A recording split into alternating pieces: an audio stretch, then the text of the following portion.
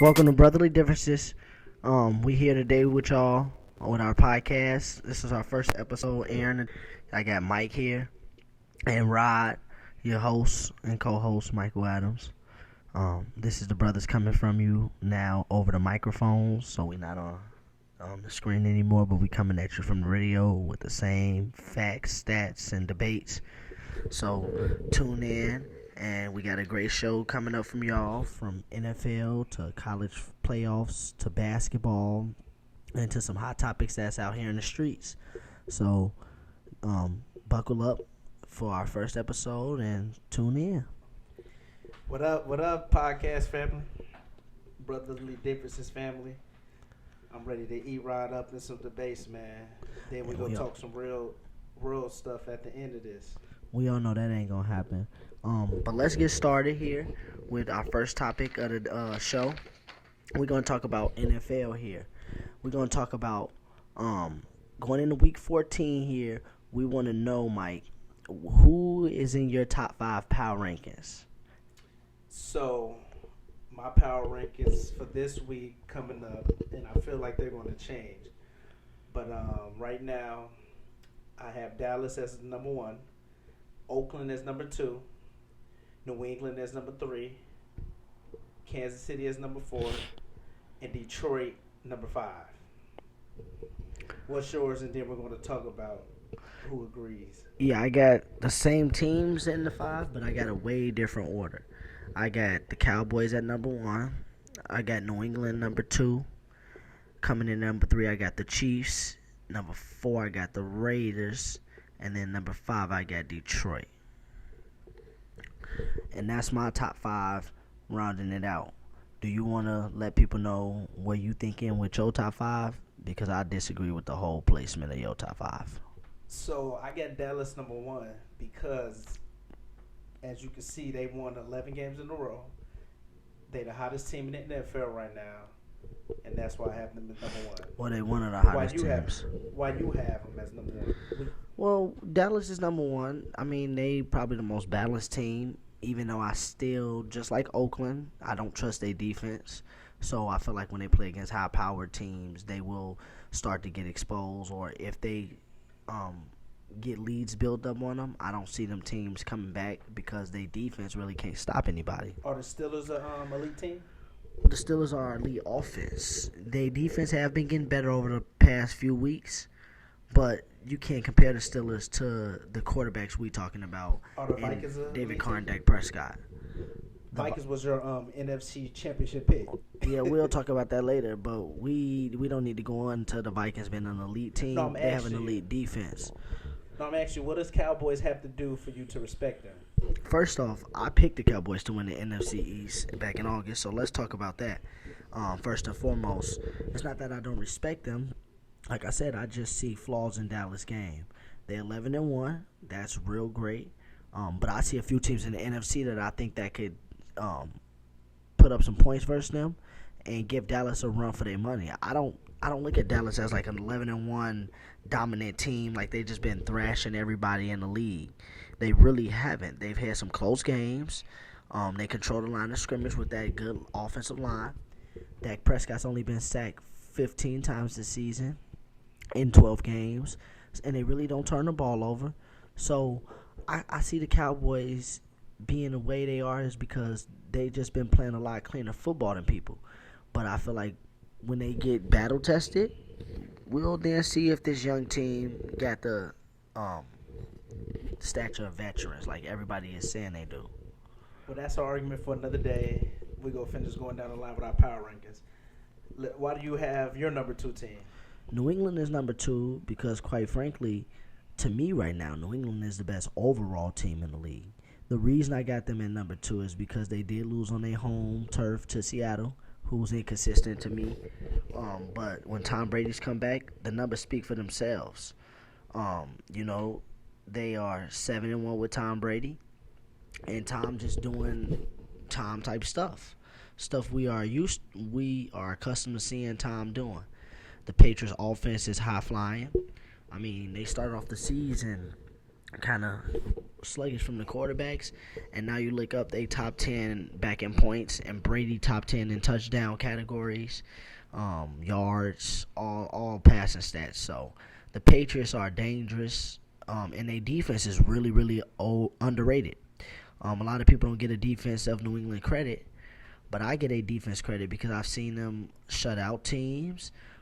They held really good teams that had some offense that can move the ball. They've held them to low yardage mistakes. So I think New England's number 2 just because you got 12 back there. Okay. I have Oakland's number 2.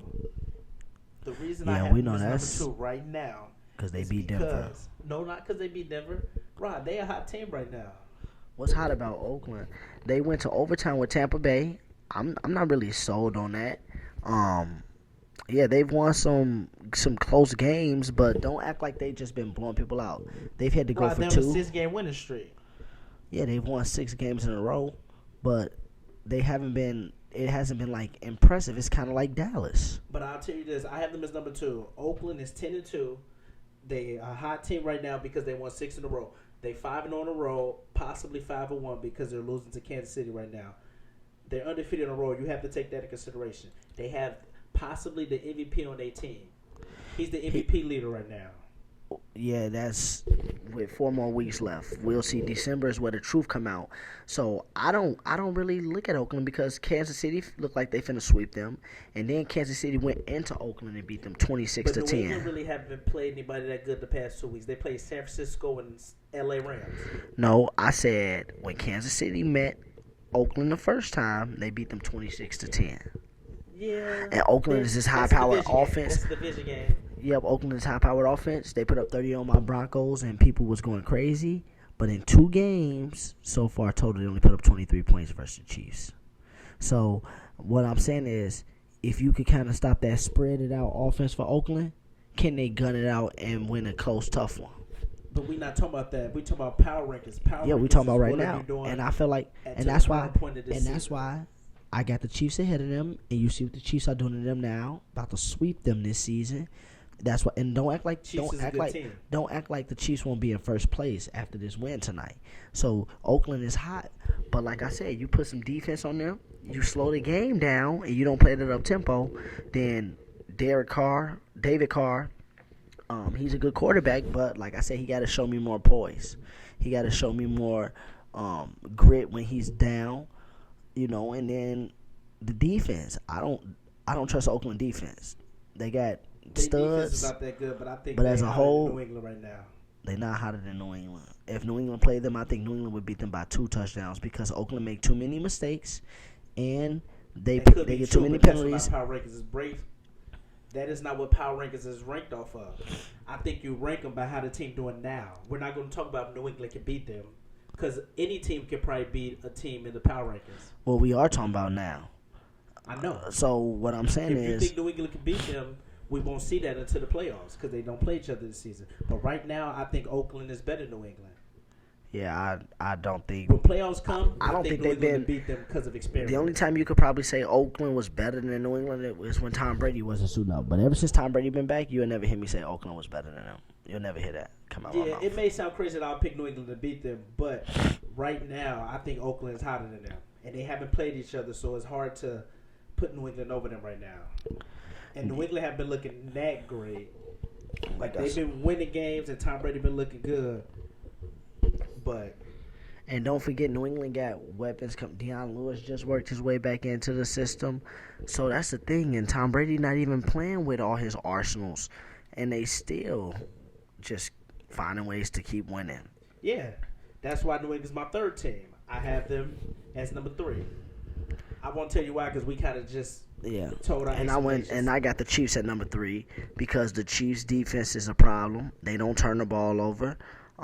Alex Smith and them is playing great football, and they finna be first place in the AFC West, and they finna sweep the Raiders. And that will change after this week because it looked like they may beat the Raiders.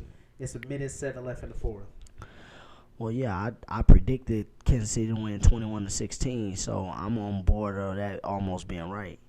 A little bit off, but yeah, I picked Kansas City to win tonight. We both have Detroit at 5, right? Yeah, I got Detroit 5. Matthew Stafford has been showing me a lot this year. I got to give him credit where credit's due. Can I get a little credit? Haven't I been telling you Matthew Stafford is good? Yeah, you said he wasn't. You have said he was good, but like I said, you had no. See, people like you. Let me tell y'all what Mike liked to do. Last year, he said me and LaDainian Tomlinson was hating on Matthew Stafford. Matthew Stafford, the last few years, has not played up to par or to the money that he had got that contract. Matthew Stafford had been mediocre. He's an interception-prone quarterback. And this year, he seems to have figured it out. So, what type of credit do you want? You know, Matthew Stafford is doing what everybody had thought he would do with Calvin Johnson. It's just sad that Calvin Johnson had to retire for him to understand how to play the game of football. The thing is, Matthew Stafford has been playing good. It's just his team's not winning. So that's why he don't get enough credit. But now, since he's winning and he's first place right now, people starting to give him more credit. That's not true. I always saw the talent there. It's not like he wasn't causing his team not to win. Don't act like Matthew Stafford wouldn't throw game-winning picks, throw 3 picks before the halftime even started, which was putting his team behind the 8 ball. No, I'm not saying that. I'm not saying it's not his fault, but I told you he was a good quarterback, and you was always saying I said he's numbers are deceiving. I said he's pretty decent, but numbers are deceiving. He threw for 5,000 yards one season when they was 5-11. To me, those are empty yards. And like now, I'm looking at his season. He got a few good games, but let's not forget when he went to Chicago, a pretty bad defense. He had 0 touchdowns, 2 interceptions, and they lost the game 17-14. Let's not forget he at home blew a lead versus Tennessee and threw an interception, 15-16. You know, granted those was in the first 6 weeks, but Stafford has had his fair share of issues. I mean, they beat Jacksonville, a game where he didn't throw a touchdown or an interception. So don't act like the team hasn't been playing good as a whole. No, they've been playing good as a team. Yeah, you're right. They beat Minnesota because of a bad pick by Sam Bradford, and it wasn't like Stafford played great that game. Well, Minnesota actually should have swept Detroit this year, but Minnesota did crazy things. Well, we know that. But all I'm saying is Stafford is having a good season. Too. He got 21 touchdowns, 5 picks on the year, 3,200 yards as of now, completing 67% of his passes. So I like what he's doing with the supporting cast. And the Lions, 67%. And the Lions are shocking me. You know, quite frankly, they're shocking me. But I still don't put faith in them. I think the Vikings will still get in the playoffs. Maybe that is the division winner, but we shall see. Detroit got to play Green Bay again, but you know Detroit choke artists because you remember in 2013 season where Detroit and the Bears could have ran away with the division, but they let the Packers stay around. Oh yeah, well, don't even bring up the Bears. We don't even need to talk about them today, this year. We don't need to talk about the Bears, okay? We're not going to talk about them. Yeah, I plead the fifth on the Bears, man. Well, yeah, you should have been did that after week 2. But what's the next topic, my man?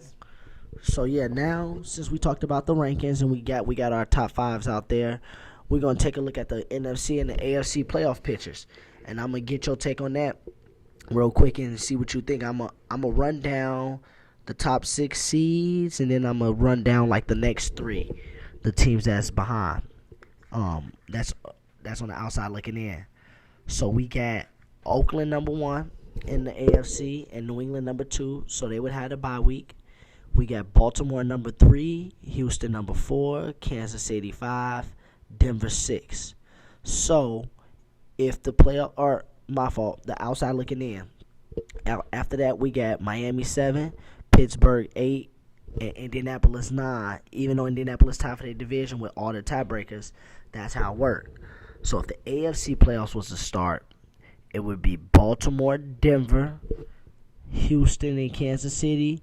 And the bye weeks would be Oakland and New England. Do you see this playoffs holding up? Or do you see Miami, Pittsburgh, or Indianapolis challenging these 6 teams? I definitely don't see these playoffs holding up. I think Indianapolis will win the AFC South.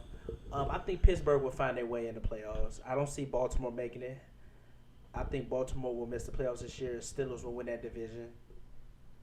But if those were the playoffs today, man, I really think New England will go back to the Super Bowl. What do you think about the playoff picture? Well, the playoff picture to me right now, the only thing you wouldn't have in there is Pittsburgh and Indianapolis. I had Baltimore going in there, but it looks like Baltimore won't get in because it looks like the AFC West is going to get 3 in.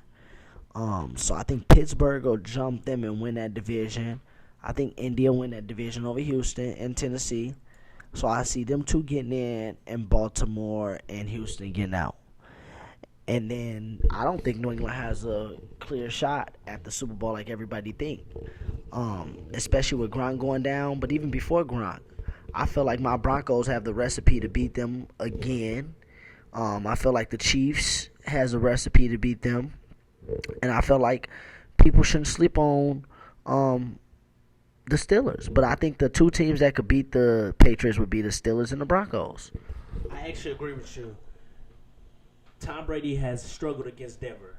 So that game scares me if they have to play Denver. It'll probably be in New England, but man, that game scares me. Yeah, I don't care where our defense go. Yeah, well, I know that. I don't care where our defense go. We can go on the road. We can go at home, neutral site. It don't matter.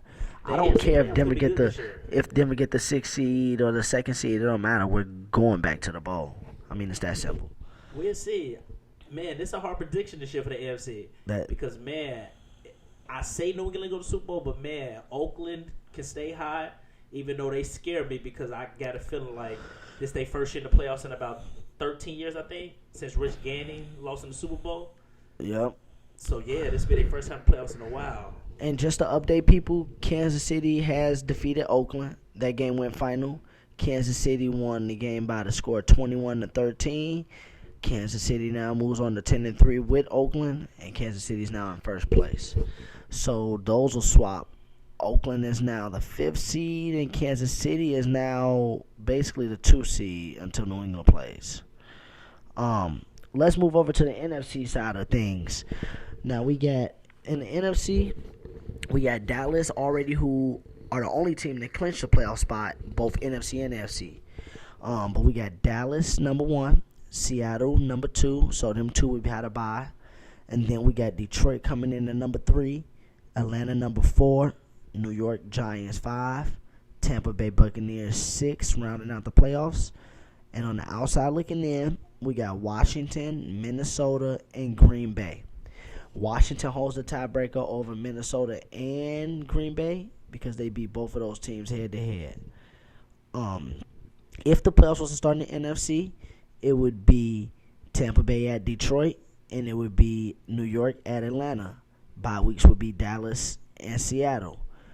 Do you see, or matter of fact, I'll start with the NFC. And honestly, I don't see these playoffs holding up. The only team that I would swap out right now for, I would say Minnesota is going to take over for Tampa Bay or Atlanta. So whoever don't win the NFC South, Minnesota will get in as the wild card over them, I feel like. Because I feel like one of them are going to go 10-6, 9-7. And I feel like Minnesota going to win these next 4. I honestly think they finna, like they win 5, lost some games in there, 1-6. And then I think they're going to go on a binge and win these last 4. I think AP actually going to come back here soon. And I can see Minnesota getting in because they was my Super Bowl pick. And that defense is still a top-notch defense, regardless of what people say. And if they do a game plan to get Sam Bradford the ball out of his hands quicker, I can see Minnesota making some noise in December here. Yeah, the NFC, I definitely think it will change. I don't know who can go to Super Bowl, though, because Dallas, man, they still young. They hot right now, but I can see them choking. Seattle has a lot of veterans on the team. I know they just lost Earl Thomas, but they have composure when it comes to the playoffs, and they can win anywhere just like Denver. Eli scares me if he makes the playoff. Eli is a beast in the playoffs. I think his record is like 8-3, and he owns Tom Brady in the playoffs. He's not better than Brady. I'm just saying, when they went head-to-head in the playoffs, he won. And I'm not going to make it an individual thing. It was a team thing. All I'm saying is Eli makes the playoffs every leap year. But it's good that he'll find his way back this year because I actually think the Giants can be a team in the NFC that can compete with those top two teams because their offense is pretty balanced. To be honest, though, I would love to see Cowboys and Patriots Super Bowl. You know why? Because they're supposed to be America's teams. Because I know Dallas is the American team, but I heard on First Take a few times people say, should Patriots be the American team? Yeah, if that was the Super Bowl, I mean, I don't care who the Super Bowl is. I feel like whoever comes out the AFC will beat the NFC by at least 10 to 14 points. I disagree with that. Yeah, I know you do because you're an NFC fan. And it's I'm not that an I'm NFC hating on the fan. NFC. I'm just You know, competition I like resides in Patriots. the I like to see competition. Tom Brady win. The competition resides in the AFC. It's a lot better football, defense, offense. I feel like in the NFC, I look at the playoffs right now. The 16th and saying that the only team that defensively I feel like can hold up would be Seattle. No, I really think Atlanta could be any AFC team.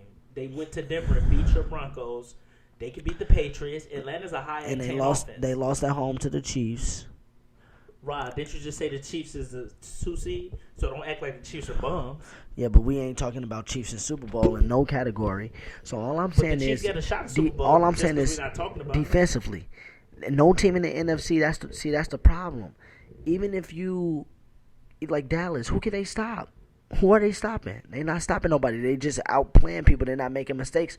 But if a team go in that playoff game confident, Dallas got home field advantage. That's actually a stadium a lot of people like going to play to. If Dallas got behind because their defense can't stop nobody, then that's a fair game. That game Dallas will was go down the behind versus wire. the Eagles, and what happened? Well, on Sunday Night Football. but the Eagles have been fading away. If Dallas get down by 10 on the Giants or maybe even the Detroit, One thing I hate about Who you, is you to keep say- making scenarios for Dallas. Like you keep saying, I'm not making scenarios, but what I'm saying Prescott is passes. when they play more experienced teams, you bringing up they came back versus Philly, who has another rookie quarterback. They I beat don't think if Pittsburgh. I don't Ain't think if Pittsburgh a good team? I don't think if Eli got up 10 points on them in the playoff game, he's going to surrender the 10-point lead. Now, if Dak comes back. But I don't think he's going to come back at the expense of Eli making Carson Wentz plays. I don't think he's going to do nothing like that. All I'm saying for Dallas is Dallas, Atlanta, Detroit even, they can't stop people really.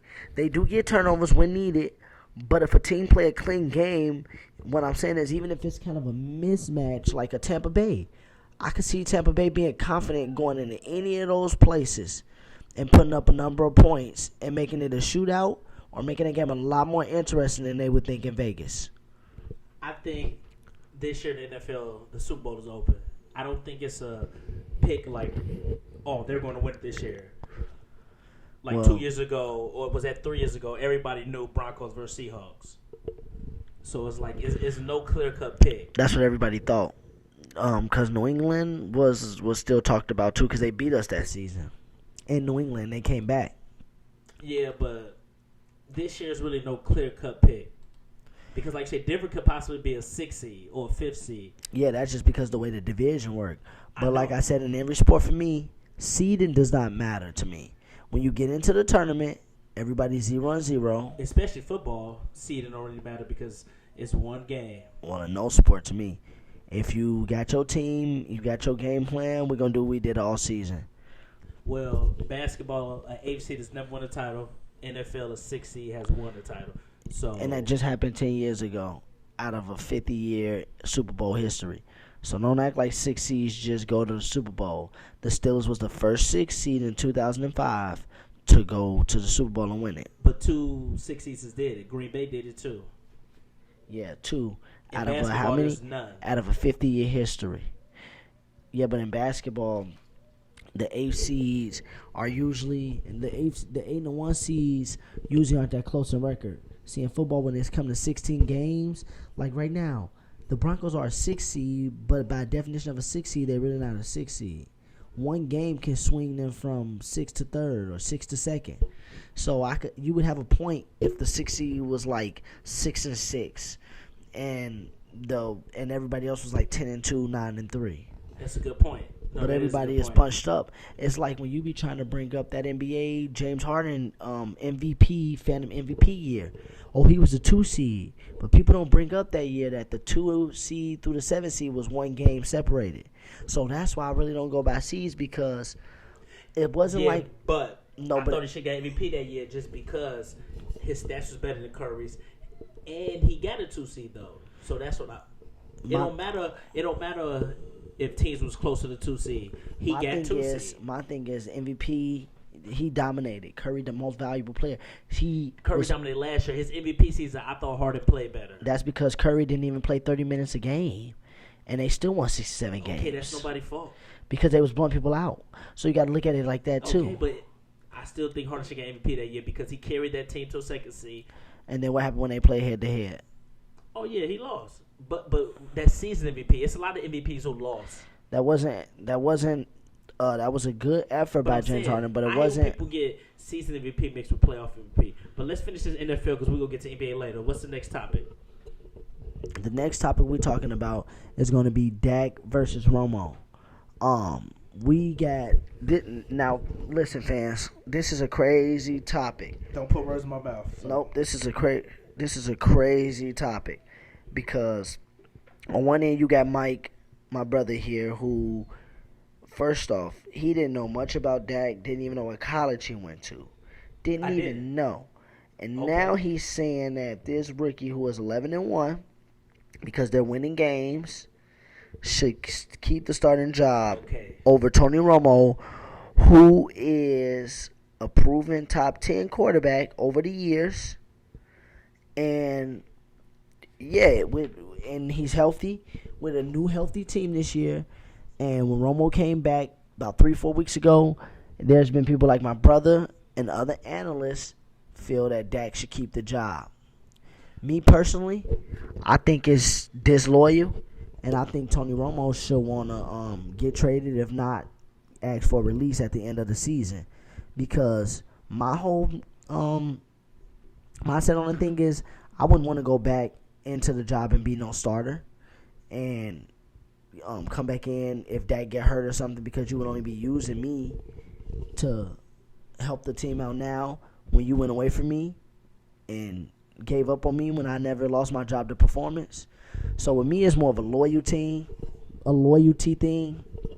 And like I said, I just feel like if Dak is 11-1 with this team, I'm not saying Romo would be 11-1, but I feel like they would be just as successful, and if not even more successful. Okay, let me chime in a little bit.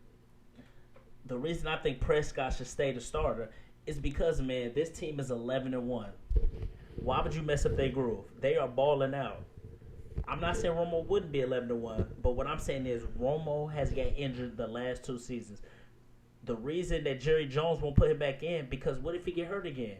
Then you put Prescott in and mess up his groove. Hold on. What groove? It's like the Kaepernick and Alex Smith situation. Alex Smith got hurt. The team looked better with Kaepernick. They didn't get the Super Bowl out of it, but they went to the Super Bowl. Then the NFC Championship. Can I ask you, how does this team look better with Romo versus Dak? Because they look right, they're 11-1. Because don't bring up last year when we can go down a whole roster, what I'm saying is and a lot of them was injured. He got hurt in the preseason. He didn't get hurt in 2014. The year before that. 2014, but that's 2014. Last year he got hurt and cost them a 2-14 season. So why would you waste another season on him? How he caused him to get hurt? How he came back last year and got hurt? He's injury prone. Why wouldn't you keep this rookie in who's balling with another rookie? Because I feel like when games get down to the wire, you know what Romo could do. But right. You know when Romo's down in the fourth quarter, Romo could come back. Prescott been looking good down the wire this year. Come on now, like you bringing up the Philly game. That's one game that you bringing up. Pittsburgh, that game was close. They beat Pitt. I give him credit for beating Pittsburgh, but I'm looking like right now versus Pittsburgh. Like I said, Pittsburgh's not known for defense. He was 22 for 32 with 319, 2 touchdowns, no picks. He played a clean game. I know you're a hypocrite because you always tell me don't win it matters. Because when I bring up Flacco sucks, you would say something like he win though, and you don't bring up the stats. But now stats matter since you because want to use that as an argument against Dak Prescott. Flacco wins See, this is the thing. See, I'm happy you brought up Flacco. See, you just digged your own self into a hole, you idiot. Because Flacco, he is the leading cause of the Ravens offense. Before Flacco came to the Ravens, they was defensive mindset. They was not offensive mindset. Flacco be coming in, and about his stats. Flacco the type of quarterback that at the end of a game, it's 10-10. Flacco drive you down the field and you kicking a field goal or you get a game-winning touchdown. Nope. Dak also got Ezekiel Elliott who got 1,300 yards pretty much. Don't act like Dak hasn't been handling the ball. Dak Prescott's only been sacked 14 times in 12 games. He actually been sacked 18 times. Where you getting those stats from? I'm looking at his stats right now on NFL.com. Okay, yeah, I see that. 18 times. My fault. That's not that bad. He throw for 3,000 yards. He had 29.74. He got 19 touchdowns and 2 interceptions, Rod. Okay. You keep this dude in. And let me tell y'all Romo stats when the whole team was healthy. When Romo stats when they was healthy. Last year when Romo came back, he threw 3 interceptions versus Carolina. How do you know he won't do that? First off, it's not that easy just to come back and kill. Everybody's not Tom Brady. First off, it wasn't about being easy to kill. Romo never was healthy last year, you idiot. So first off, when he got hurt, because the diagnosis of the injury back in August was 6 to 8 weeks. He didn't get cleared to play till basically Halloween. No. Yeah, to basically Halloween. Right. He was healthy coming into the preseason, but he got hurt again. Okay, he got hurt in preseason because anybody would get hurt off that type of hit in the preseason. Right, he's frail. He's fragile because he got hit by a linebacker from his blind side and his back. That can happen now. That can happen to Dak. He's fragile. But what I'm saying is he's more fragile. He got hurt in preseason. Dude, if Seattle, who was that hit him from Seattle? That linebacker, Bobby Wagner. If Bobby Wagner hit majority quarterbacks like that, a clean shot, and they're not like a mobile quarterback, Mike, they probably are going to be injured just like Romo was in that situation. That was a weird hit. And last time I brought it up, last time Tony Romo played with a full healthy roster. And he had a rusher that rushed for over 1,300 yards. I'm going to read off his stats to y'all. This is his 12th year He completed 69% of his passes. He threw for 3,705 yards. He led the league in quarterback rating that year. And he also led the league in completion percentage with 69.8% of his passes. 34 touchdowns and 9 interceptions. And that year, what I'm saying is, Romo didn't throw the ball in one game where he had, he had one game that year where he threw the ball 40-plus times. And in that game, he was 28 for 41, 2 touchdowns and 1 pick. So my thing is, no, it's not. Nobody knew Ezekiel Elliott was going to have 1,300 yards. So who was to say Tony Romo couldn't come into this season with Ezekiel Elliott, not drop back 40 times where you don't get injured with that offensive line and hand the ball off to Ezekiel? Why did he get injured with DeMarco Murray? Why did he get injured with DeMarco Murray? We're not talking about that. We're talking about now. He got hurt at the beginning of the year. In the preseason. Dak Prescott started, and this team looks You should never better lose than your ever. job. You never lose your job. You should never lose your job to injury, only to performance. If you get suspended, you should never lose your job. Right. So if the Patriots would have been 4-0, Garoppolo should have kept starting. People go get mad at me for this. I say you keep playing with what you got. If you 4-0 without You are the biggest idiot I know. But wait. The biggest idiot. But wait. Tony Romo's not Tom Brady. I don't care about. They gave him money like they was Tom Brady, and to the Cowboys, he is their Tom Brady. He hasn't won playoff wins. To the Cowboys, he is Tom Brady. What quarterback in the last 10 years could come there and take his job? Romo has gave the Cowboys the best chance to win. No, he hasn't. You're not bringing up. Haven't been winning. Hold on. Let's go.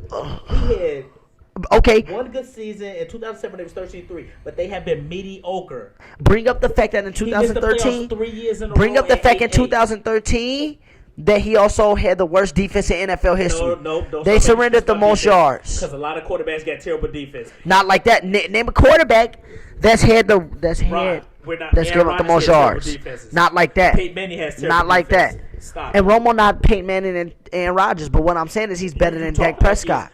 He's a top 10 quarterback. Prescott, I'm not saying he's better. He's only rookie. But what I'm saying is this team is 11-1. There's certain quarterbacks. Wait. Why would you bring an injury-prone quarterback? What was the Steelers record without Big Ben last year, you idiot? Why you bringing up? What was the I think they Steelers' was record without 3-1, Big Ben? 2-1, 3-1. So they won 75% of their games, and yet when Big Ben was healthy, they inserted him back into the Tyler lineup. brought him back. What about Tom Brady? They was 3-1 when he Right, came you're back. talking about two different teams. Them coaches did it. I'm going by my opinion with Dallas. The reason What is your I'm doing opinion? it because Dak Prescott is looking good with this team. They're 11-1. They're balling. He don't want to mess up their groove. And you put an injury quarterback in who came back last year and played terrible from injury. He threw 3 interceptions. He's healthy this year. That's the difference. You How said you know he's injured. healthy? He's People healthy thought he was because he healthy went at through the beginning of diagnosis. season. People thought he was healthy at the beginning He of the was season. healthy at the beginning of the season until that one freakish play And he happened. got hurt. He's injury So prone. he's not injury prone because he got hurt. He got hurt, He right? doesn't. He's frail. Romo just been getting hurt these He last cost few him years. last year. He cost him a season last year. They was He did not cost 2-14 him season. because he First got off, Dez Bryant He got hurt week 1. Dez got Dez hurt this year, and they was still winning. Dez only missed like 3 games this year. Last year he missed like 7. Then Romo got hurt the very next week. He missed 7, Romo but was still Romo got hurt the 12-14. very next week in week 2 versus the Eagles. So Romo and Dez go out, and you lose DeMarco Murray the year before that from Russia for 1,500 Right, Dez yards. missed some games this year. So yeah, but Dez missed games the year they went 13-3, but they had DeMarco Murray. Last year you didn't have DeMarco Murray, no Romo, and Dez get hurt, and they had some injuries to defense. So they was the record they was. But Right, this you bring year, up the pass. you can sustain without Dez because you have the leading rusher in the league.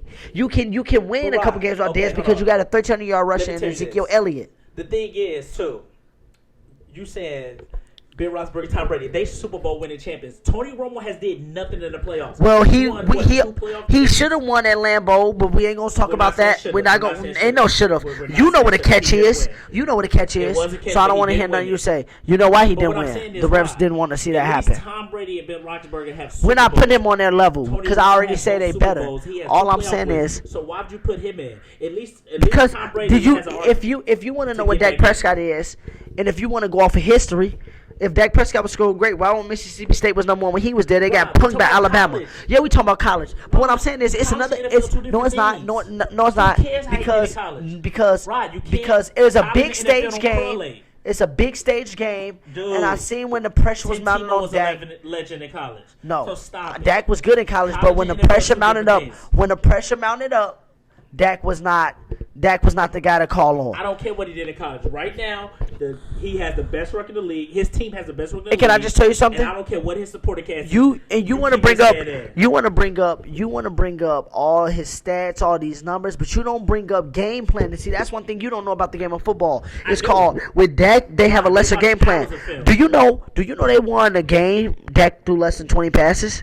And wait, hold on. Do you know the only game that he threw? Who cares The about only them wait. winning? The only He's time not this trying to season. get stats. The only time this season where he threw 40 or more passes, he has a loss.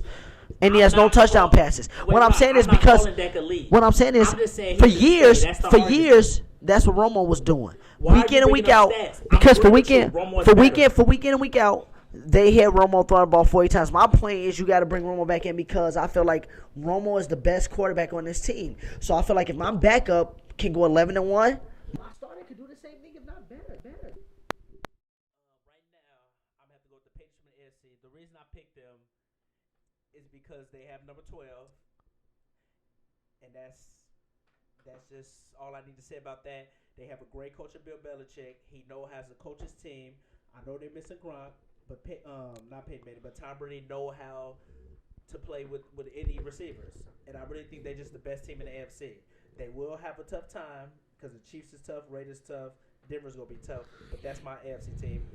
And my NFC team, man, I don't want to jump on their bandwagon. I'm gonna have to go with Atlanta. I think Atlanta will go to Super Bowl. I sound crazy, but I Wow. think Atlanta will go to Super Bowl. But I'm gonna go Dallas too. I'm sorry, I can't just pick one in NFC. That was up for grabs. But I actually hope I'll Dallas go go. New England, Atlanta. I'll go New England, Atlanta. Go ahead. Mine is going to be Denver, Minnesota still, or Denver and Dallas. And I hope Dallas go to show y'all that a defense like Denver will get in Dak's face, and we're going to see if Dak what y'all think he is. But I think right now, I think still right won't regret now, my decision for saying Romo should have came back. Denver get that run. We get our run game going. I feel like we going to Foxborough or anywhere in January, and we can win with our defense. I feel like, especially in inclement weather, good weather, we take our defense on the road, it's going to be hard to score on us. It's going to be hard to beat us. So I can see my Broncos reigning that title. And we got one more football topic for y'all. We're going to talk about the college playoff race. We're not going to go into details because I know that. We're going to talk about the race, and we're going to talk about how everything ended up. We don't have to go into that because we really didn't follow college football that much. But I just want to kind of get your take on, you agree with the 4? You think that the committee got it right with the 4 teams? And they got Alabama 1, Clemson 2, Ohio State 3, and Washington 4. I think they did get it right. I wanted Michigan to get in as the 4th, but you got to put Washington in there. They was the Pac-10 champs. They lost one game, right? Yep. Yeah, they only lost one game. You got to put them in there. Michigan lost 2 games. They lost to Ohio State, and they lost to they lose to Penn State. Who they lose to? Iowa. And they lost to Iowa. So losing them 2 games, Michigan. Just not a good look. I think the Big Ten need to change up the way they do stuff, but I agree with the 4. The Big Ten definitely need to change it up. I think Penn State. I think Michigan shouldn't have had no shot to get in. I think Penn State should have been over them. Finished with identical records. Penn State and won a conference tournament. Penn State, though. Yeah, they beat them head to head, but that was beginning of the year. Penn State started off like 1-2 and won their last like 10. So they picked it up, and they did beat Ohio State. Something Michigan didn't do, but I think that they got the Final Four right. Even though Ohio State didn't go to the conference tournament, they didn't snub them for that, which I really like because Ohio State beat Michigan, they beat Wisconsin, and they lost to Purdue. So that was the only loss they had. Or they lost to Penn State. I'm sorry, yeah. Penn State. They lost to Penn State, and I'm happy that the committee did not penalize them for losing to Penn State kind of in the middle of the year, and actually rewarded them for the wins that they had. I know you think Alabama gonna win it all, but who do you think has the best shot to beat them? The only team I feel like that could beat them left is Clemson, because Clemson got experience. Clemson's played against them, and Clemson played them close last year, like you just brought up. But yeah, I think Clemson the only team that could beat them, or give them a run for their money, where it's gonna be less than 10 to 14 points. Even if Alabama do win, then it's not gonna be a blowout. Okay, cool. What's the next topic? So now we're gonna move on to the association, my favorite sport, aka the NBA. Yeah, I know, right? Even though we kind of still early into the season, just a little bit over a month. We got a couple topics here that we're gonna get it right into. We're gonna look at the power rankings in basketball. Right now, if we look at ESPN's power rankings. If we look at ESPN power rankings, they got Golden State number 1. They got the Raptors at number 2. San Antonio number 3. Cleveland number 4. And LA Clippers number 5. Who was number 2? Number 2 was the Raptors. Do you agree with ESPN's top 5? And what is your top 5? Well, that'll change after this week because Cleveland just beat Toronto. But I have right now, I hate doing NBA power rankings. So I don't know, I hate it. But right now I have Warriors number 1, Cleveland number 2. I mean, not Cleveland. Spurs number 2, Cleveland number 3.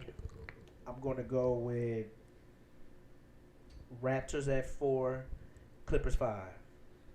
What is your top 5? Yeah, my top 5 right now would be Golden State 1, Cleveland 2, San Antonio 3, Toronto 4, and Clippers 5. Whoa, I'm shocked you did that. Yeah, right now it's not many teams because the East is too bundled up. A lot of teams is inconsistent in the East early. And then in the West, it's kind of like the 4 through 8 tiers are all similar to each other. Houston only a half a game out of 3rd seed. That's crazy. I know. So Houston could have took over a spot for the Clippers because they've had some impressive wins so far this season, to me at least. They've been beating on some teams on the road, at home, and James Harden doing what a lot of people thought he could do, which is pass that Besides pill. me, right?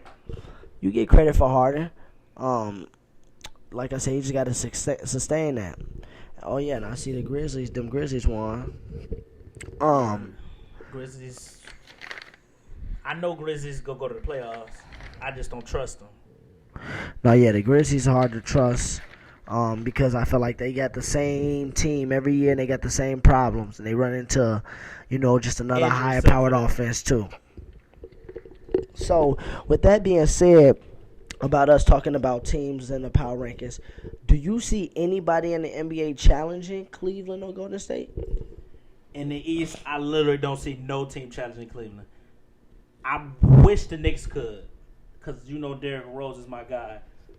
But I just don't see it. I think LeBron will go to his 7th straight final. And in the West, I don't see nobody contending with Golden State.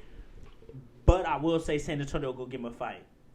But I think we're going to see round 3 of the Cavs Warriors. And I hope nobody's hurt, because I don't want to hear excuses. Because I'm sick of people saying Curry was hurt last year, and he wasn't.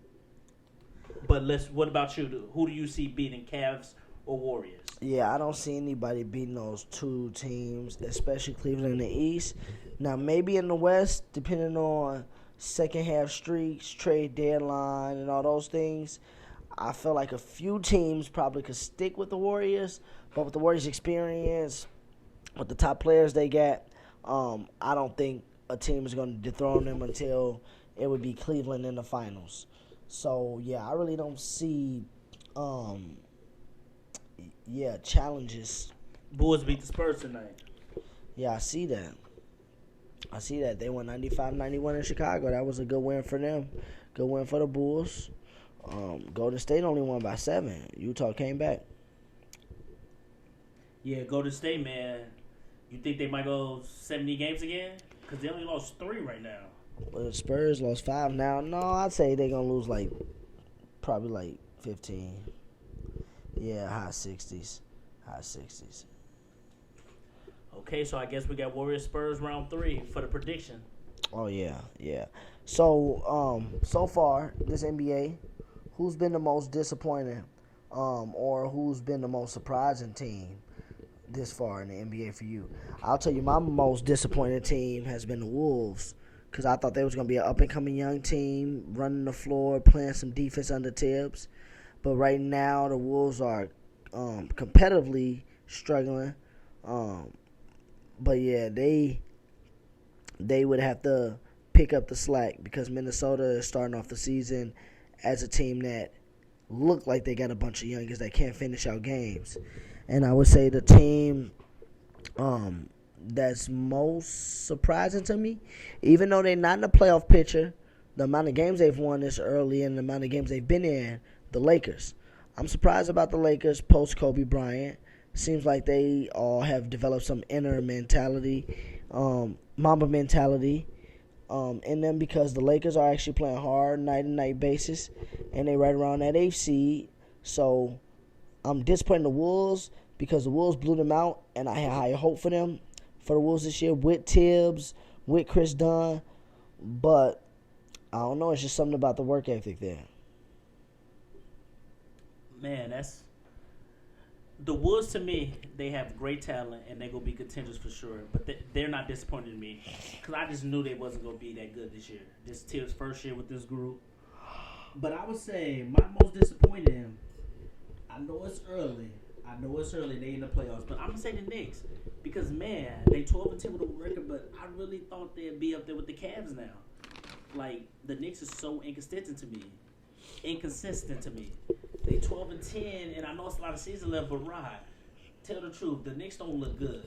Yeah, they're inconsistent, but that's majority of the East right now. Yeah, but that's what I'm saying. And But they they should be bunched up there up. with the Cavs. But I to me, think the Knicks are a 15 team and 4, that's, 15 and 5. because they got a lot of new pieces too. I think once the Knicks get 30 to 40 games in, you'll start to see them I get hope an so. identity more. But I think that's what I think. feel like they lose too many games. Oh yeah, they lost Too many games that they should win. That's what I mean. They done lost a few games that's questionable head scratches with that team. But then again, like I said, guys getting to play each other, getting to know each other. I think we give it time, and I think by All-Star break, Oh yeah. you're gonna see a big jump. And I wouldn't be shocked if you see like the top 4 teams in the West starting to make separation from the bottom 4. No, you're right. That's NBA is hard in the early season to do stuff, but right now the Knicks disappointed me. To me, they should be a 2 seed, and they could possibly still get that. Oh yeah, most definitely in the East. Surprise team. I'm shocked you to say Houston, because you said Houston wasn't gonna make the playoffs. Yeah, I said they wasn't gonna I make the said you said playoffs. I said they was gonna be fighting for a playoff spot. Oh, they was gonna be fighting. I see said what you're anywhere talking from about. a 6 to the 8 seed, and they possibly could have missed. Is what I said. But right now, the Rockets are proving me wrong too. I mean, I'm not surprised by it because I could have seen D'Antoni's system coming with James Harden, the way the Rockets play.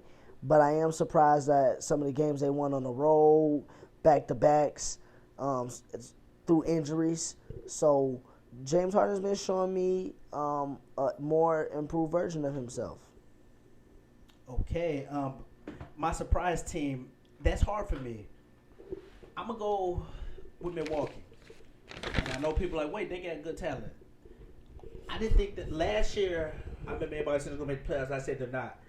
I thought Milwaukee would be another bad year because they still young and they lose games stupid. Like the few games I watched of them, they just lost the game stupid. Like they do dumb stuff. They have the grief freak, but he does a few dumb things sometimes. Oh yeah, like versus the Warriors this year. It's a few games where the geek freak don't step up, and that's what I was saying. More consistency out of him. I think then the Bucks will take that next level. And they're 5th or 6th seed. I had them not making the playoffs again this year. I think they're a good future team like the Timberwolves, but I had them really being at the bottom with Washington and like Orlando stuff. But they are 5th seed right now, so they surprising me. That may not be a surprise to you or like our fans and stuff. I'm really shocked Atlanta's starting to lose because you remember they was like 3rd seed about 2 weeks ago. Yeah, I'm not really shocked in Atlanta because they wing players, Kim Bazemore and Kyle Korver, they're not really known for scoring. And Dwight Howard, remember he Dwight used to Howard, win. you got Dwight Howard and Millsap, but where's the other scoring coming at? Where's the sources of scoring coming? So Atlanta, they was on the border for me whatsoever. So yeah, I would say my disappointment would be the Wolves because I had more hopes for them. I had their team going a little further. And then so far, I'm surprised that the shipping. So far, I'm surprised, like I said, at the Lakers because they've been, like I said, in games. They've been playing some tough teams. They beat the Warriors, and it seemed like their young players are believing in the Luke Walton system, and they're not scared to play against anybody. They're just going out there every night. No, so, they got a good future.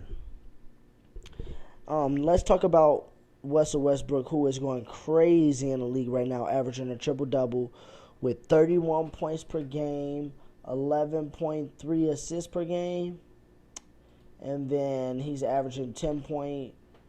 Let's see here. He is averaging 10.5 rebounds, 11 assists, and 31.9 points per game. Do you think Westbrook can sustain this triple-double and become the second player in NBA history behind Oscar Robertson to average triple-double for a season? I think he can, man. Westbrook plays hard. If he don't get hurt, I think he can. Because, look. I would agree. This dude go for every rebound. He's the first one back on defense. This man hustles. He plays 100% at all times. And he can pass now. He added that to his game. This dude can pass. Mm-hmm. And Westbrook, man, I think he can finish with a triple-double or he gonna come close. Yeah, I think Westbrook might finish with the triple-double because he making the vengeance to show KD that KD made a mistake and that he can win with talent. And I think Westbrook wants to be the next player to be the reason why OKC is in the discussion, maybe not winning the title, but in a discussion to make the Warriors look over their shoulder or the Spurs look over their shoulder.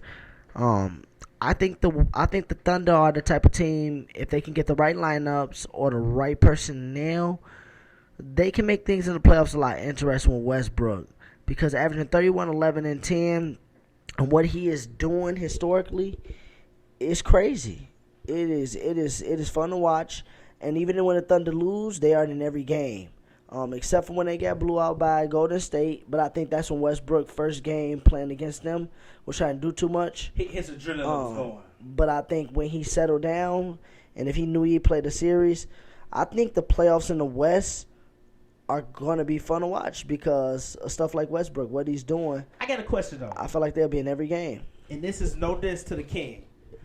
I feel like, I don't know, I feel like people still hating on his triple-doubles. I'm not saying everybody is, but I feel like LeBron gets credit for his triple-doubles. He's all-around player. But I feel like Westbrook not getting enough credit. Am I wrong about that? I know First Take is on Westbrook. They saying how great he is. But I feel like a few people I talk to just say he still can't. Like my dad and Marcus, they still like he's not a point guard and he's not an all-around player. And I'm like, he just passed LeBron a triple-double or he with him for a career. Well, What do you yeah, say I about mean, that? I think they are looking at the game in an older spectrum where point guards was just like, Because oh, we're a Westbrook's so point guard, we're aggressive. going to come up, we're just going to pass it, pick and roll, get the big man involved. Well, now you got Westbrook who's like a 3, like a small LeBron in a point guard form. So people don't notice what he's doing. But I think after this year, they're going to give Westbrook the credit because the last few years, his whole career, he's had Durant. So whatever he's done, I feel like people's like, oh, he should do that without Durant. Wait, Now let me you give you look credit at- quick. I will say this. In like 2010, me and you was arguing who's better, Westbrook or Rose. Rose was better at the time. But I told you Westbrook could never win MVP. He wouldn't be good without Durant. You was right about that. You proved me wrong. A lot of people would prove me wrong because I know we have our cut. We got this group text, and all y'all like Westbrook. Oh, yeah, because like I said, Westbrook is the type of player who wants to get better. He wants to find ways to win, and he wants to show people he can be the catalyst on why they win with the teammates that he And I has. gain respect for Westbrook. He's in my top 5 players. I'm not who bet. I'm talking about my top 5 personal because he did some Jordan type stuff. He didn't go ring chase. He's loyal to the team and he want to stay and he want to win with what he got. Just like old school, he don't want to go ring chase. Do you have Durant on here? Can we just talk about that like briefly? Yeah, we got we could talk about Durant. And I like what Westbrook did. He stayed with his team, and everybody said he's not gonna win no ring. But I like the loyalty. Like I like Jordan. Jordan stayed with the Bulls. Yeah, now you like loyalty, but you don't like loyalty when it comes to sticking with your players when they come back. Boy, that's different. But now you like loyalty. No, I but like go ahead. loyalty with Westbrook. Go ahead. The loyalty to Romo thing is dumb. It's not they show him loyalty. It's just that they see he's injury prone, and your team is 11-1. Why didn't and they you see don't this mess in up the training group. camp? But that loyalty. Why did it with take the him to get? Westbrook- Why did it have to take Romo to get injured for them to see it? But I'm digressing. Let's go back to Durant. Okay, but I just like how Westbrook showed the loyalty. It was like I'm gonna still win this title with this team, and I'm gonna stay with them.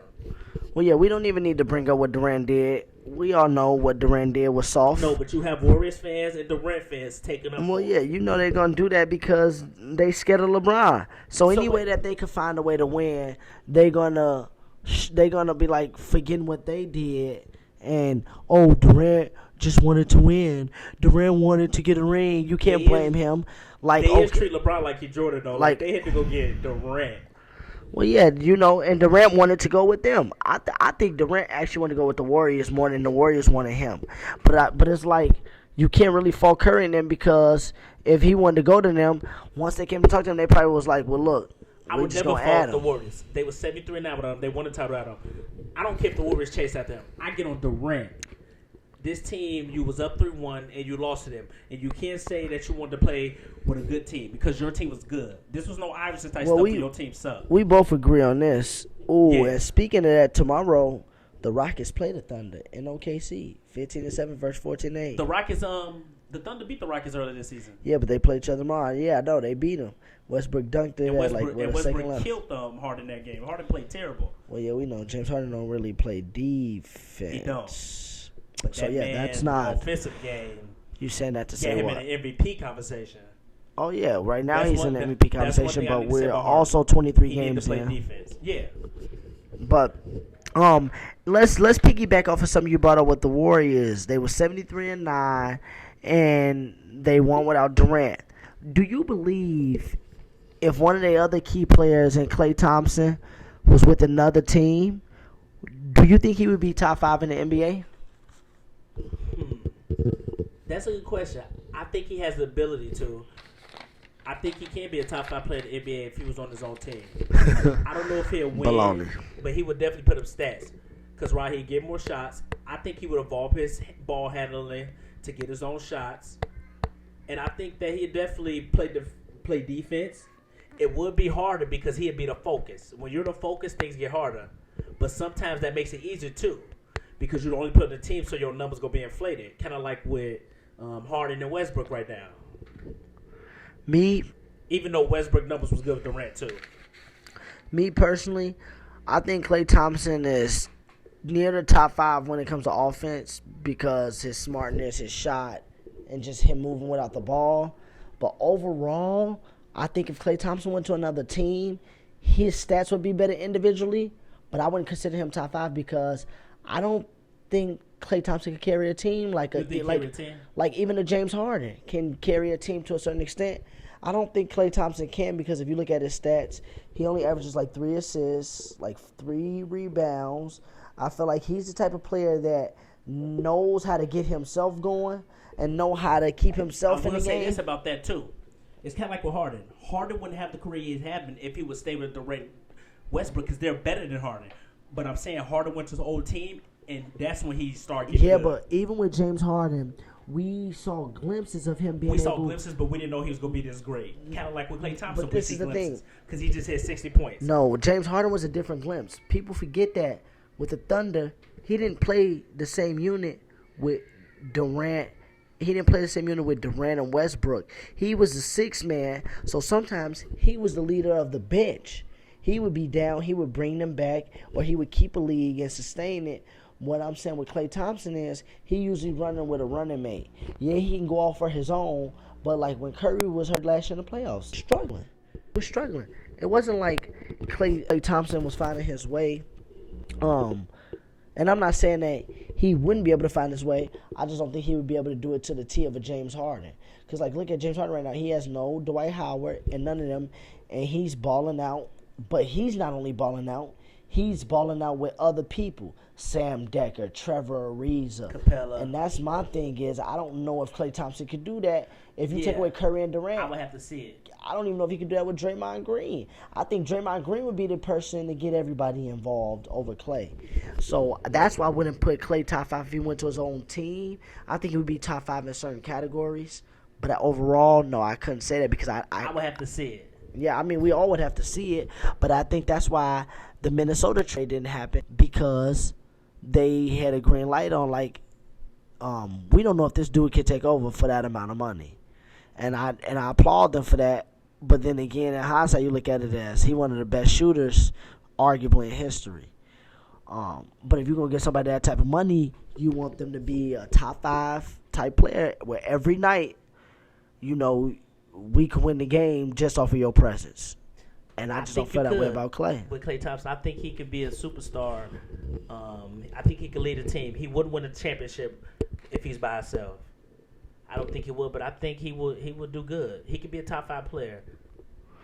Yeah, that's to be seen. So we'll see what the Warriors do or what Klay Thompson's future look like. The other night he did have 60 and 29 minutes. He did have 37 and a quarter. So I mean, Klay Thompson have showed us glimpses of greatness. But yeah, if he went to a whole team, he would just have to kind of sustain that. Quick question: Who you think season. is more impressive, Kobe's 62 and 3/4 or Klay Thompson's 60 and 3/4?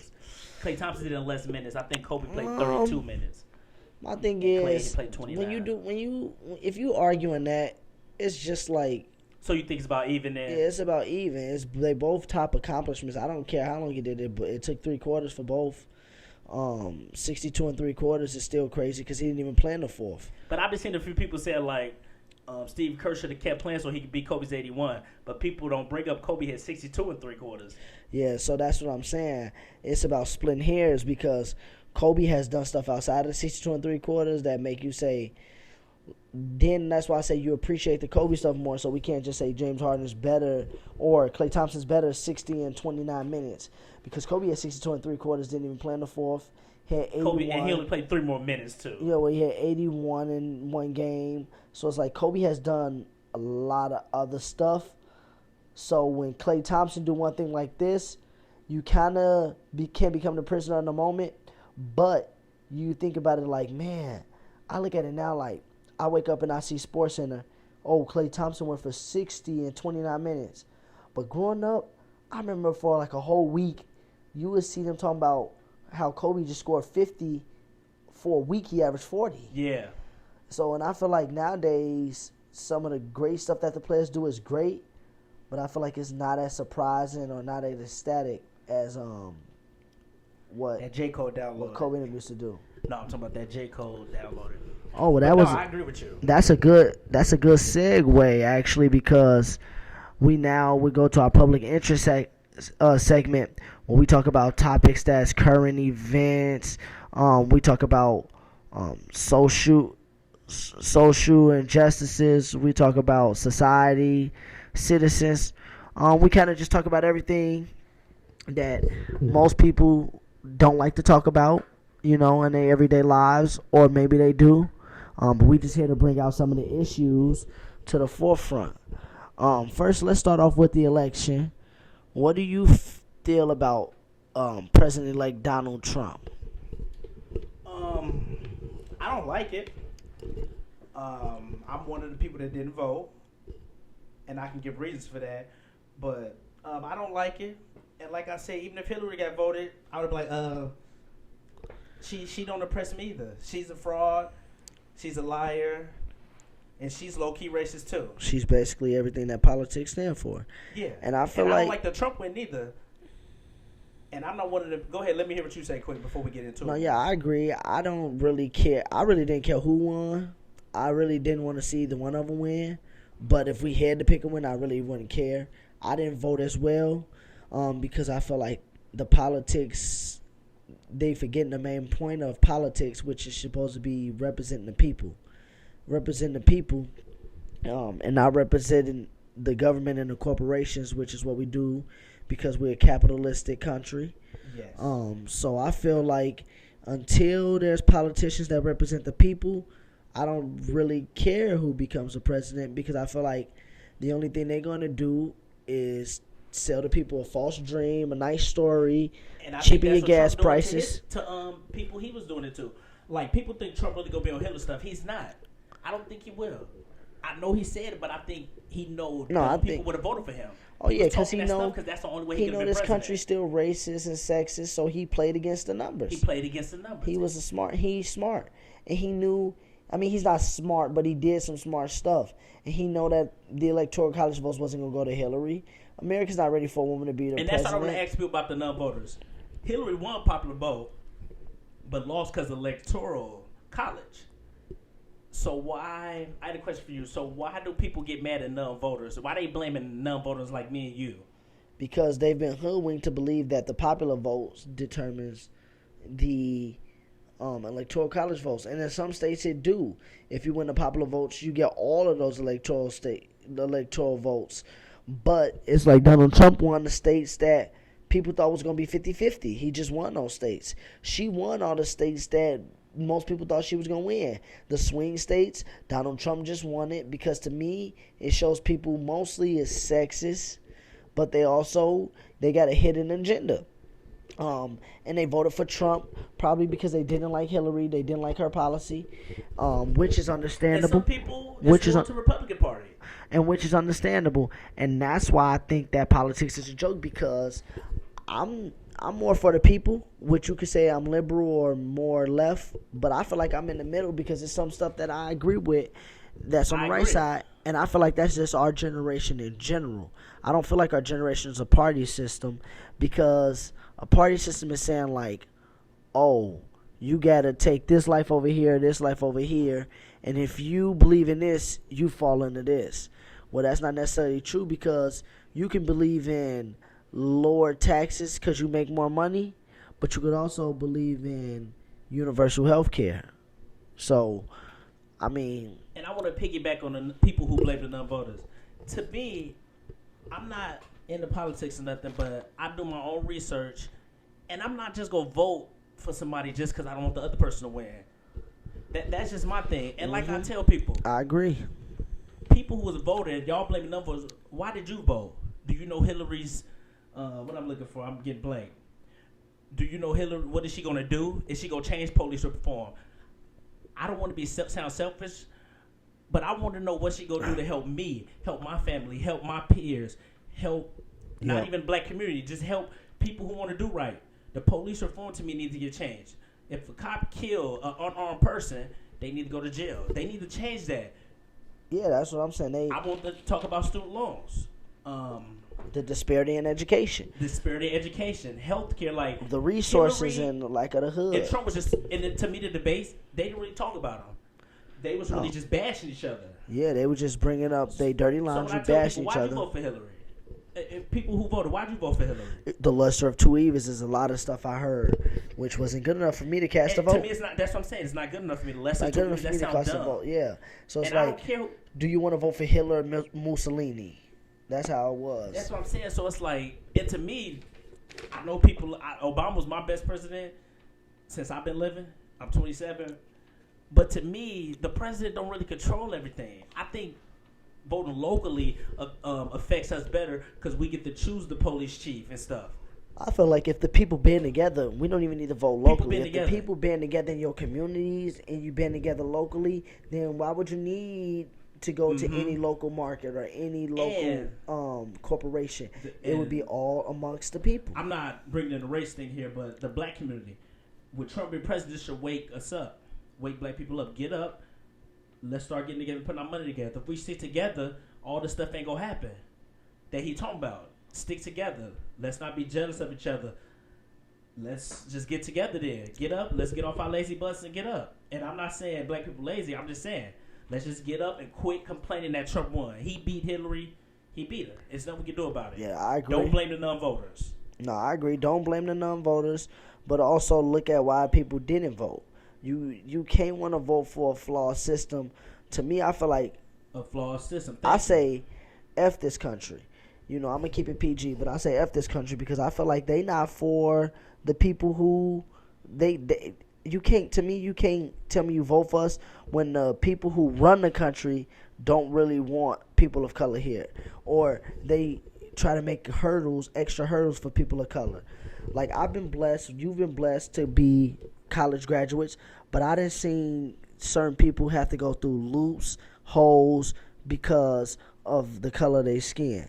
And it has nothing to do with the president-elect, because it don't matter. When we had a black president, I was in college and I saw this stuff, and it was like, these are That's what I'm people telling who ran love this. Obama. I love Obama, but stuff was happening when Obama was here. And this is for people who run these systems.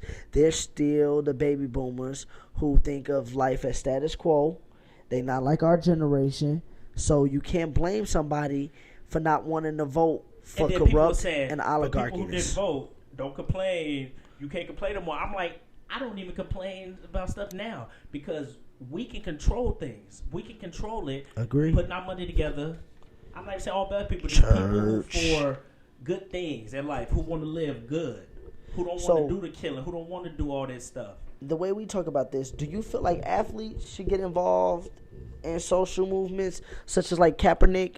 Because I wanna applaud Kaepernick, and I wanna tell people like Shaquille O'Neal and Stephen A. Smith to shut the hell up because Stephen they're A. idiots. Smith, oh my God, He's such an idiot. I lost respect for him. And a lot of analysts with ESPN. I'm gonna do the research and Well, they get gotta y'all protect his their name, money. huh? They gotta protect their money. But I'm going to get the research and do the name because Kaepernick wore Fidel Castro shirt like a few months ago, but Fidel Castro just died about a week ago. And everybody was like, Kaepernick's so insensitive. How can you be for equality? And this guy got a lot of people kicked out, a lot of people broken up from their families, and blah, blah, blah. And you hit on the shirt, but like Kaepernick said, he did a lot of great things for the country too. He wasn't perfect, but it kills me how like they so quick to jump on Kaepernick and a black person, but yet George Washington, we still uphold him, and he had slaves. He was racist, and he on the dollar, like he on money, he on the currency here. But that reporter was saying stuff like Kaepernick just needs to do more research because I was split up from my father for 6 years because of the laws of coming over to America and immigration. But it's like, oh, don't our president throw a lot of minority males in jail and they be away from their kids for multiple years? I got a friend right now, I'm not going to say his name on here, but he in jail away from a couple of his daughters for about 7 years. over I know some what you're talking about. over some petty BS, but they trying to get on Kaepernick for wearing a shirt of a guy who they trying to paint this picture as he was such an evil monster to his people. He didn't do no good for the country, but he actually did a lot of good stuff for Cuba. And America didn't like him because he was exposing them. He was saying, how you going to try to come down on my light and trying to take over my country and reign my country when you got a lot of people in poverty and you got a lot of people that's living in conditions that's not conducive to their health. See, people don't understand. They want to look at Fidel Castro because he was a communist. But I feel like capitalism, to me, is the stepbrother of communists. I agree. But even outside of Fidel Castro, the flag thing and what Stephen A. said about him not voting. I'll go to Stephen A. quick. So Stephen he's A. an idiot. said, don't complain about a system because you didn't vote. I'm like, Stephen A., he actually proven his point. He didn't stand for the flag because he's anti-government. So why would he vote for a corrupt system? Why people don't understand that? Like, Cause they, I don't get it. Stephen A. They went not on smart. national TV trying to embarrass him, but I think Call he him a embarrassed flaming himself. hypocrite. He really did. Because I would How is he a have, hypocrite? I would have ate him up. I would have ate Stephen A. up right on Him first not taking standing a for the set. flag.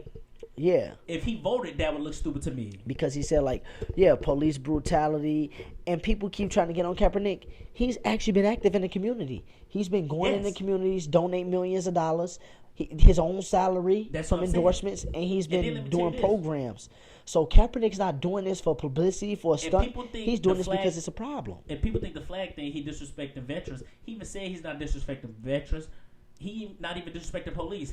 He said he don't like me. He don't like the cops who getting away with murder, who kill unarmed And men. don't nobody like that. That's just like because And he when didn't you say he's get, against cops. He even said, I'm not against cops. I don't like how they being corrupt with the cops who get in the way of killing unarmed men.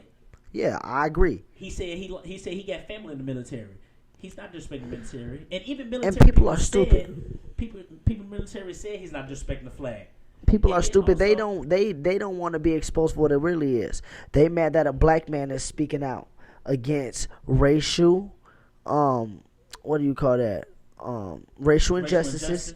They mad that he's speaking out and that he exposing hypocrites and that he is putting out people to knowledge, And let me ask younger you this. kids, So and people a lot of complain people to about knowledge. veterans. Don't nobody say nothing about homeless veterans. And people don't say nothing. In college, I did a project. Look it up. If you don't believe from the podcast, look it up. It was the 2007. It's called the Walter Reed Veterans Affairs Center. It's in Virginia. I think it's Norfolk, Virginia. It's where veterans that fought in the Iraq War and some from Vietnam War, because they was older guys, was stationed there, living there, in rat-infested areas. There was mold on the food. There was some nights where the heat wasn't turned on.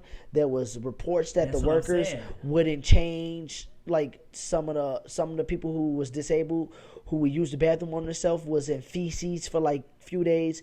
And an investigative journalist uncovered the story, and he said he saw like 12 to 13 pound marsupials, which are rats, down in like where the food was at. And he said some nights it was just like frigid temperatures. They didn't cut on the heat. He said that the workers was neglecting people, and these are people that fought for the country, And that's what that I'm seen saying. their best People really- friends, that left their families, that seen other people That's what I'm die. telling people, right? People And they don't wanna really say- care about our veterans. That's what I'm because saying. Why we have homeless And veterans. this also happened in Phoenix, Arizona too. I Some forgot the veterans name can't of get that home one. care. Yep. This So- happened in Phoenix, And Arizona. then people started to bring race in it. He didn't say one word about race in the transcript in his first interview in the preseason about him saying he didn't say nothing about race. People was bringing race into it. They brought up race because, like I said, they got mad because a minority is bringing up they flaming hypocrisy. He didn't stand up for the flag, and he's basically telling people what the flag meant.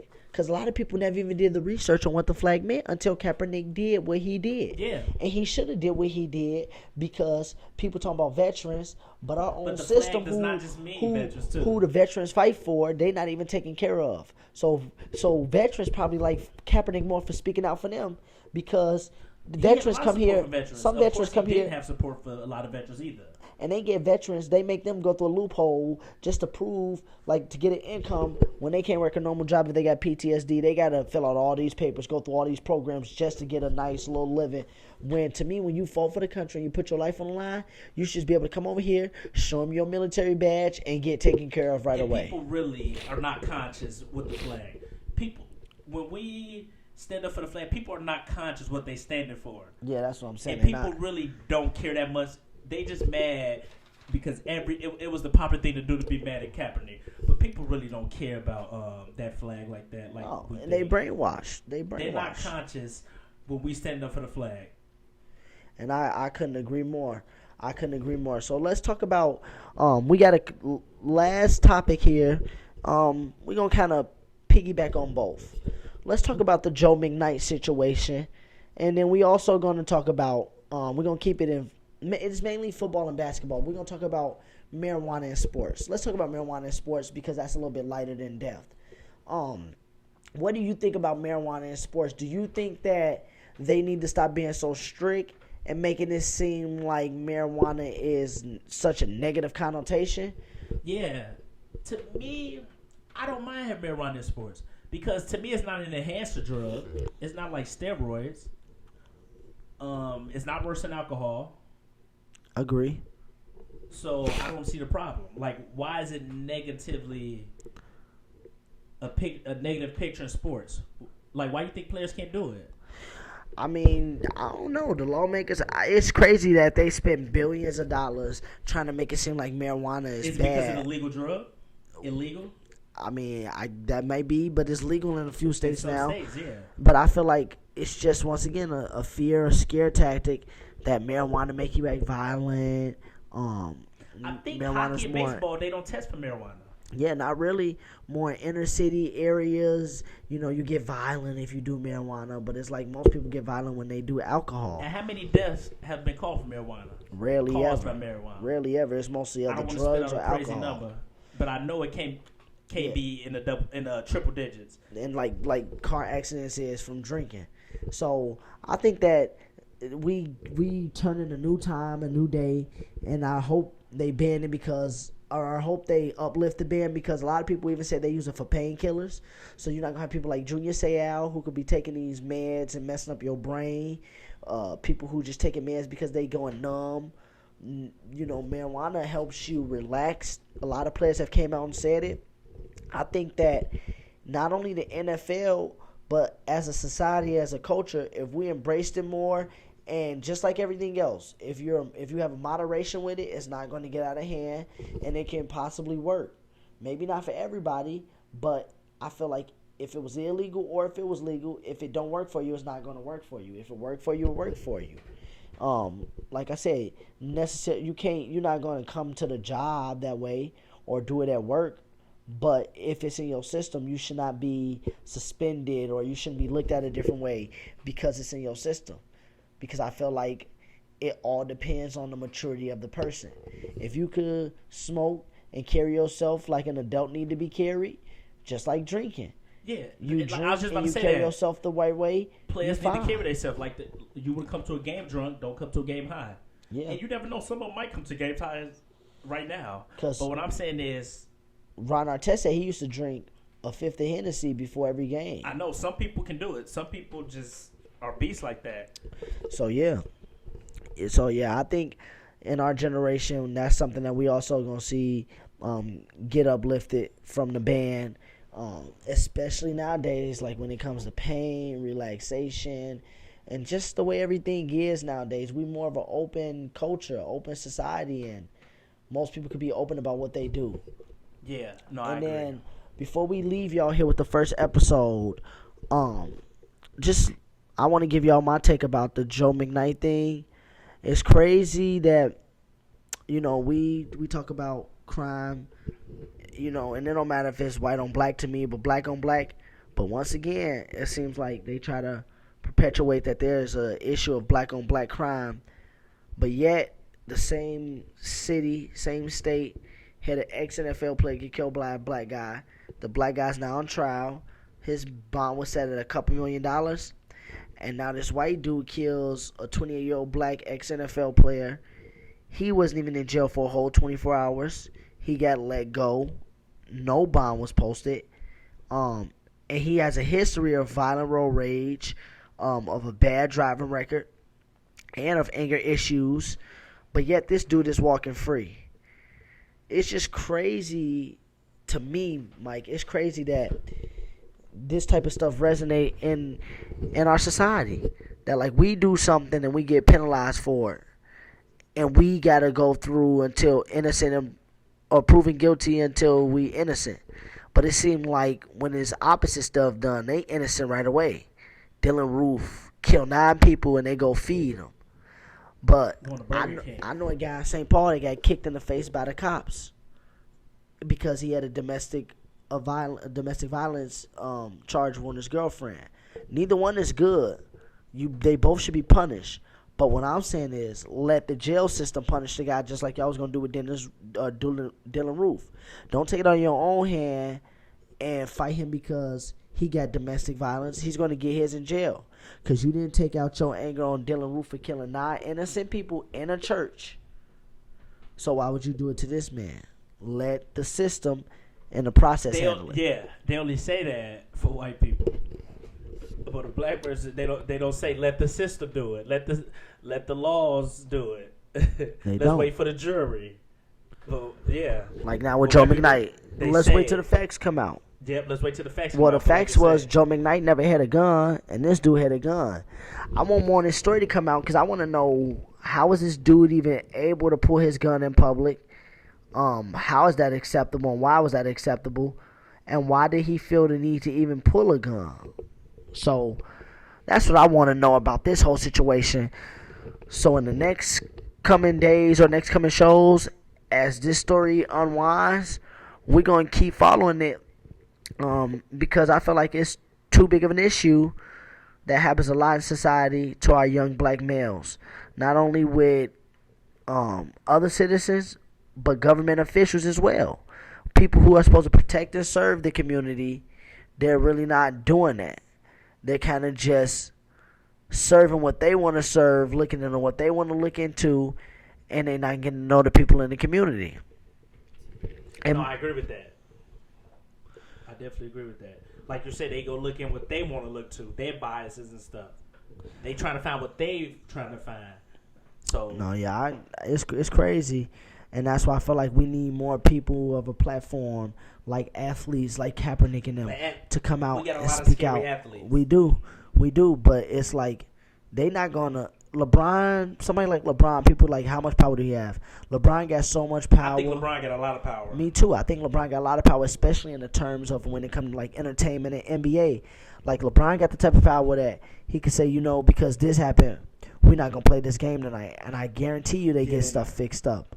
Yeah, I agree. You remember even if he decided to take a loss, LeBron will take one loss, but that'll lose the Cavs organization, the TV company, so much money. They would. Players have so much power. Like Missouri, you see that president was gone when they quit playing. Agree, but my thing is people don't understand it until it hit home for them. Until it hit home for them. Until like it you hit said, home. if something happened to one of LeBron kids, that's when he'll wake up. But if it's somebody else, you're not gonna wake up. And I'm not saying that if I was in his situation, I would be political either, because you need something to happen for you to wake up. That's true. Or you need to be aware. I feel like awareness is the biggest thing. Don't forget LeBron. He had a tough life growing up, but from 15 to now, he just been a king. So he really don't understand the struggle no more like that. No, that's true. That's true. He's been given everything, so life is a little different for him. Like he struggled growing up, but even when he was like 7th and 8th, he was still getting coddled. Because he was a great basketball player, he was spending out over. No, that's true. Sports can get you. Sports can get you into a different type of network that most people don't have the ability to get to. But that's why I feel like you should use that platform to be able to bridge the gap and be a resource for those people who can't get those resources that you get. So that's where I'm coming at. But it's people who do stuff behind the scenes, like Rondo does things behind the scenes. Oh, yeah. Kaepernick does things. No, yeah, behind you the can look scenes. up a lot of people and see that there's people that do stuff behind the scenes, but I feel like we need more people inclusive, Yeah. of all colors. We need of To all speak colors, that's what out I'm saying. because then they're gonna see that, oh yeah, we play on the same team, we in the same organization, and we brothers. I know this person like I know my own brother, and they'll speak for him. It's not until a cop or somebody of a higher power do something to somebody of a normal citizen, and then it gets turned in the home media where we didn't question their character. But up until that point of their death, we usually work with these people, trust these people, send our kids to these people, and live together. It's not until it's their word against theirs, and a lot of people start changing their views. And I feel like as a whole in society, like you said earlier, we just got to come together, educate the youth, and make sure each one teach one. And that's how I feel. You got anything left about the topic on the Real Talk segment? No, I like this Real Talk segment. We're going to do this every episode. Yeah, we're going to do this every episode. So we're going to stay up to date on current events, what's going on currently on social media. This could be anything for y'all Briefly, fans before we to go, let's write talk the about Walter Scott and tell case. us about. The mistrial with the Walter Scott case. Oh, yeah, The North cop who Carolina. shot dude was Yeah. like, what do you think about it? It was 11 juries. 10 jurors said guilty, and one said not guilty, so it's a mistrial because it has to be unanimous. Yeah, I don't like. That's what I said earlier. I hate this country. It's effed up. I don't like our system, especially the judicial system. I don't like the fact that we got into this with in a group with Darius, the manslaughter and murder thing. To me, if you kill somebody, I don't care if you didn't know them before.